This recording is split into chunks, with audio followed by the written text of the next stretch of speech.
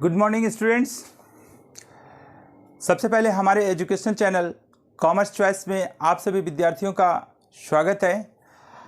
इस चैनल के माध्यम से कॉमर्स से संबंधित सारी जानकारियां आप तक पहुंचाई जा रही है।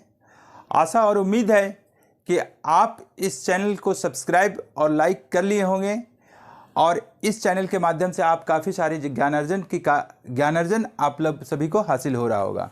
तो आज का जो क्लास का जो मेन ऑब्जेक्ट्स है, मेन पर्पस जो है वह क्या है, जो मैं पिछले 2 या 3 लेक्चर्स में इस चीज़ को मैं कंप्लीट किया हूं और एक लेक्चर्स या 2 लेक्चर्स के अंदर आपका ये चैप्टर आपका समाप्त होने वाला है। और वह चैप्टर का नाम आपका दिया हुआ है अप्रोक्सीमेशन के बाद का चैप्टर है आपका स्टार्ट हुआ था कॉन्ट्रैक्टेड मेथड ऑफ द मल्टीप्लेक्शन। तो ये कॉन्ट्रैक्टेड मेथड ऑफ द मल्टीप्लेक्शन की भूमिका क्या है आज बाजार के परिप्रेक्ष्य में, उसके बारे में भी हम लोग कंपेयर करेंगे। तो यहाँ पर आपको हेडिंग लिख दे रहे हैं contracted method of मल्टीप्लेक्शन, method of मल्टीप्लेक्शन। तो ये कैसे निकालते हैं? अगर कोई स्टूडेंट अगर इस चीज़ का अंदाज करे कि हम बिना अप्रोक्सीमेशन चैप्टर पढ़े हुए मल्टीप्लिकेशन को अच्छी तरीके से बना लेंगे तो ये पॉसिबल नहीं होगा, बल्कि कई तरह का उसको परेशानियों का सामना करना पड़ेगा। तो ये गुना का जो पद्धति है बिल्कुल यूनिक है और बचपन से लेकर के आज तक जो गुना का प्रक्रिया हम लोग सीखे हैं वह हमारा साधारण ज्ञान के रूप में था। जब हम गुना की प्रक्रिया करते थे तो राइट साइड से हम मल्टीप्लाई का पोजीशन स्टार्ट करते थे, लेकिन आज जो मैं आपको सिखा रहा हूँ, आज जो मैं आपको इसकी रणनीति बता रहा हूँ, तो वह डाटा बहुत बड़ा रहता है। मतलब जैसे मान लेते हैं कभी आपको गुना करने का अवसर आया कि 4836789234589 इंटू 134.567892, मतलब इतना बड़ा डाटा है। तो ये परेशानी का सबब बन जाता है कि इतना बड़ा गुना करने के लिए तो मेरा A4 साइज का पेपर पूरा भर जाएगा। तो ये हम कैसे गुना करेंगे? ये बहुत ही समस्या वाली बात है। तो इस प्रक्रिया में ये contracted method of the multiplication है, इसका हिंदी भावार्थ होता है कि गुना करने की संकुचित प्रक्रिया, मतलब संकुचित विधि है, एकदम कॉन्ट्रैक्टेड है। आसानी से आपका गुना करने की प्रक्रिया समझ भी जाएंगे और कम समय में आपका बहुत ही अच्छा तरीके से आंसर भी आ जाएगा। देखते हैं आगे कैसे कैसे इसके बारे में अध्ययन किया जा रहा है और क्या तकनीक है। ये क्वेश्चन के माध्यम से ही हम चलते हैं।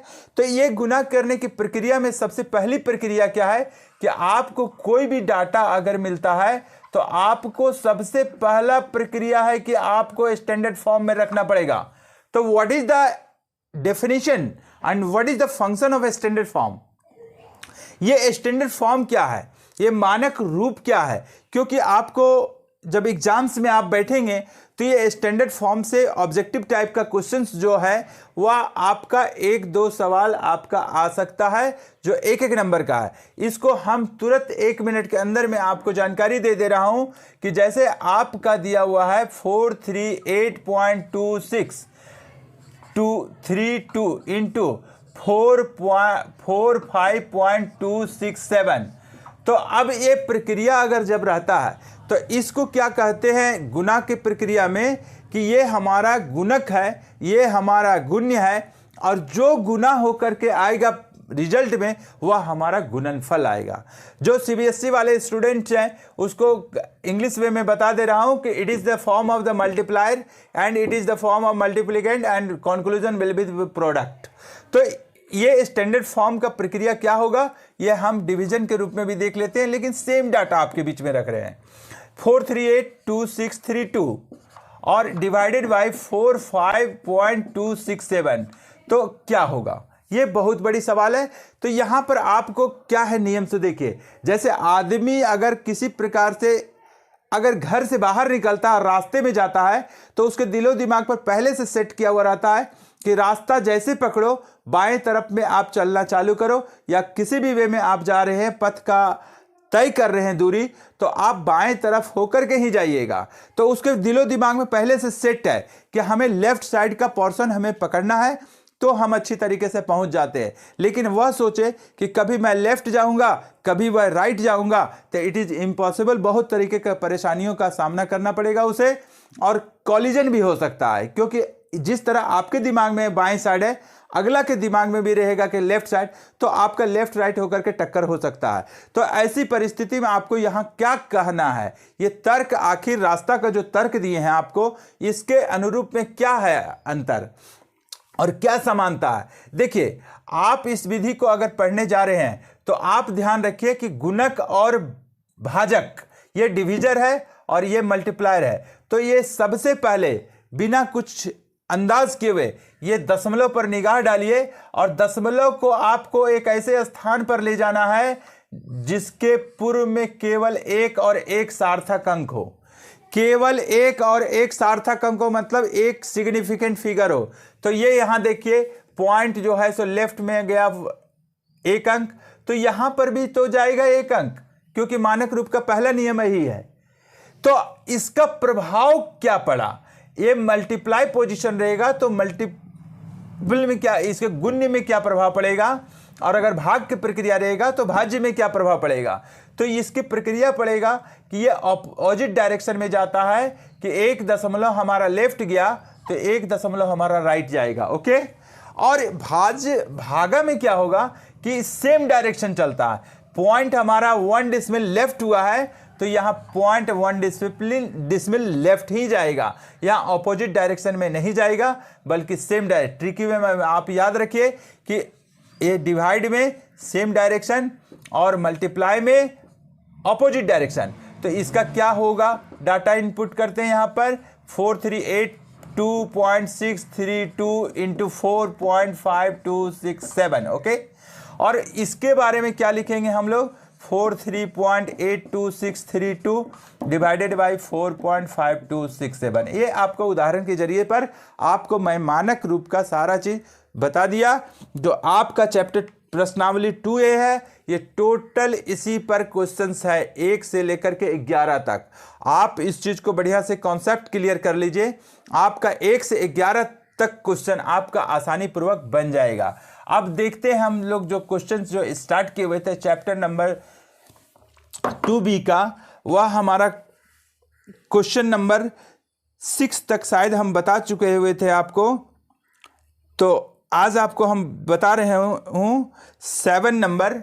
आप क्वेश्चन देखिए, क्वेश्चन नंबर 7 में बोला हुआ है 6327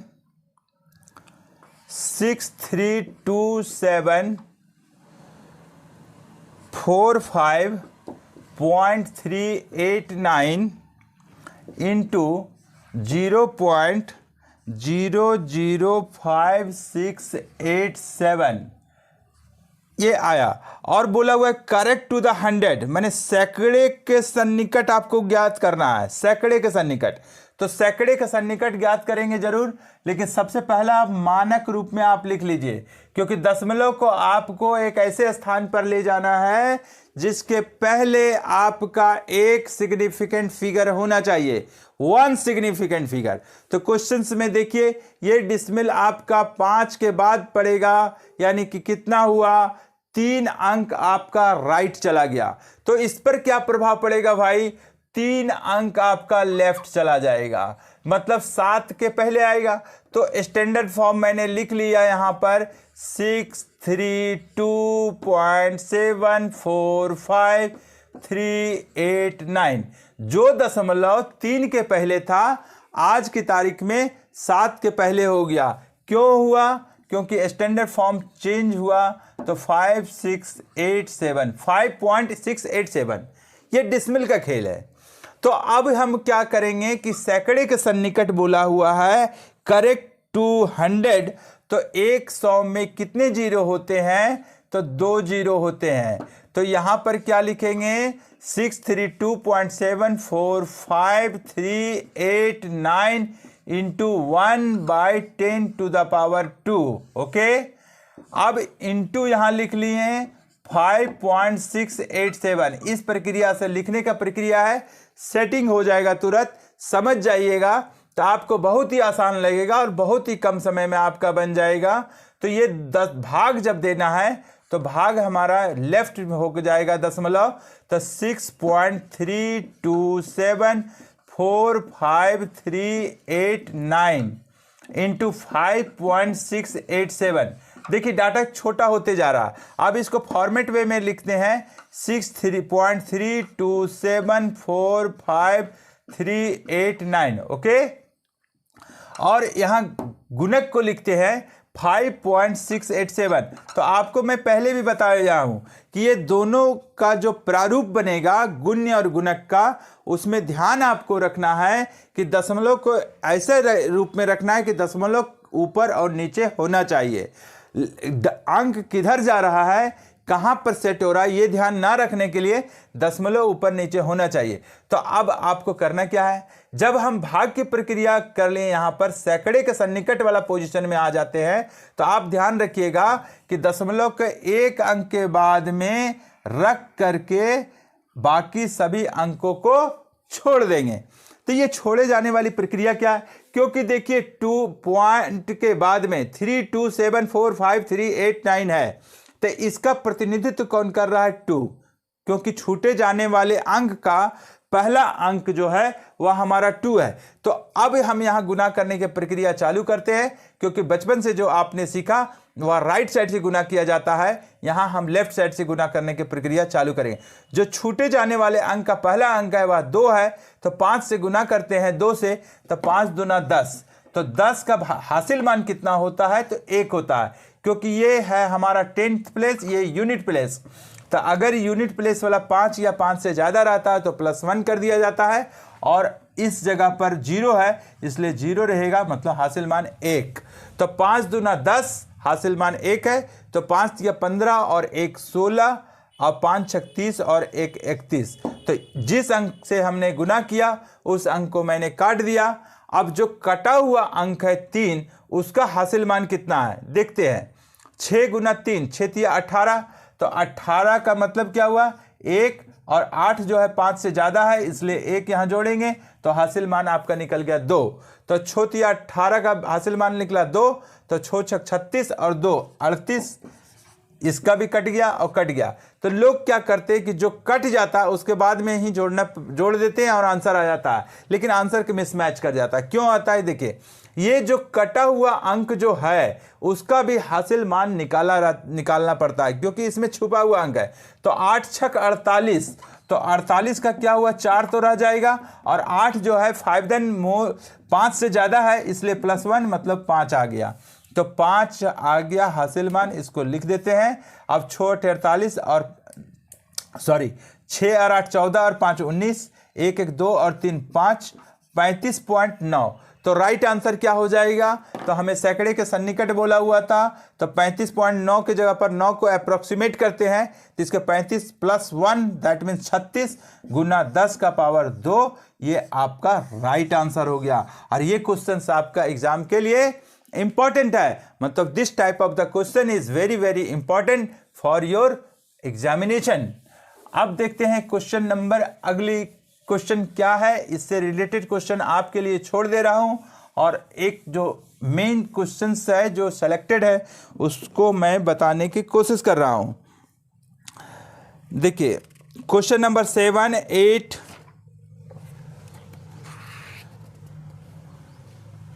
9 तक आपका बनने लायक क्वेश्चंस है।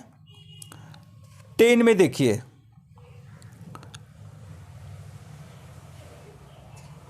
क्वेश्चन नंबर 10 में आपका क्या बोला हुआ है, सो देखिए यहां बोला हुआ 467.894 इंटू 49.5932 को पूर्णांक नियरेस्ट इंटीजर के रूप में बोला हुआ है।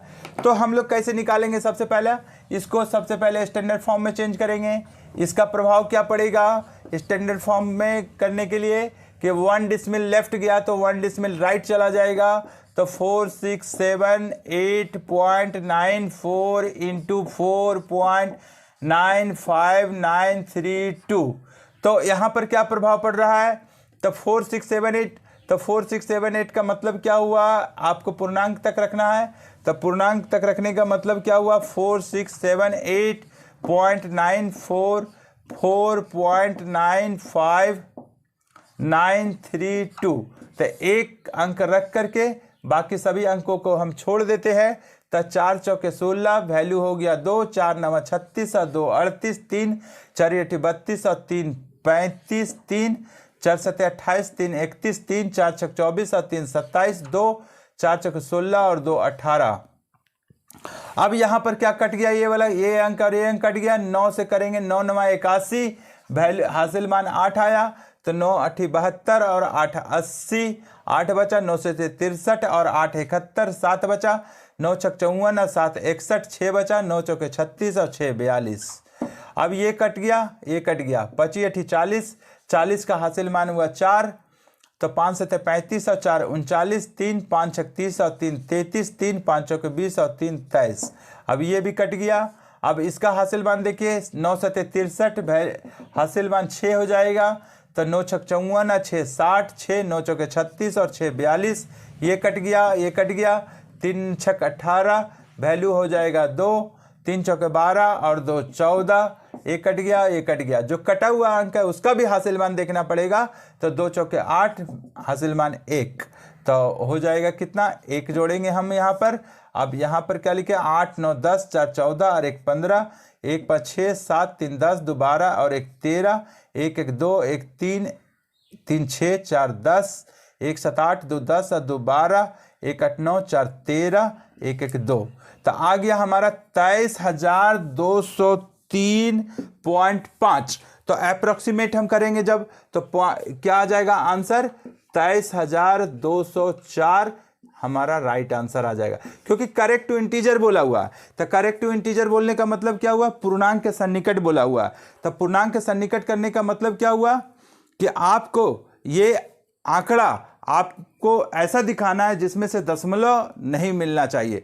तो ये क्वेश्चंस आपका काफ़ी इंपॉर्टेंस है और आपको सिखाया गया कि अप्रॉक्सीमेशन वे से कॉन्ट्रैक्टेड मेथड ऑफ मल्टीप्लिकेशन कैसे बनाते हैं। ये सारी चीज़ अवलोकन आपको बीच में किया गया है। तो आज का क्लास बस इतना ही। Okay, thank you.